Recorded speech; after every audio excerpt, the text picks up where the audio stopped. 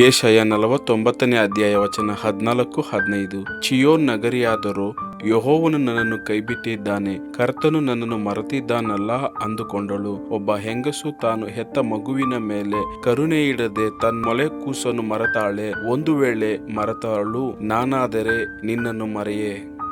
Isaiah chapter 49 verse 14-15. But Zion said, "The Lord has forsaken me, the Lord has forgotten me." Can a mother forget the baby at her breast and have no compassion on the child she has born? Though she may forget, I will not forget you.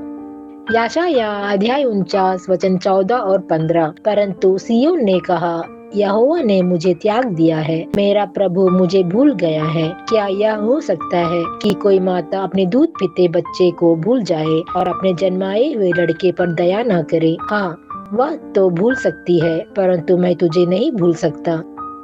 ஏசாயா 49ஆம் அதிகாரம் 14-15 வசனங்கள். சியோனோ, கர்த்தர் என்னை கைவிட்டார், ஆண்டவர் என்னை மறந்தார் என்று சொல்லுகிறாள். ஸ்திரீயானவள் தன் கர்ப்பத்தின் பிள்ளைக்கு இரங்காமல் தன் பாலகனை மறப்பாளோ? அவர்கள் மறந்தாலும் நான் உன்னை மறப்பதில்லை.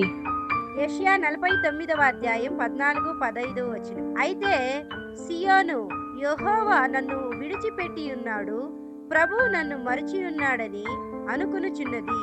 స్త్రీ తన గర్భమున పుట్టిన బిడ్డను కరుణింపకుండా తన చంటి పిల్లను మరచున వారైనా మరచుదురు గాని నేను నిన్ను మరువను.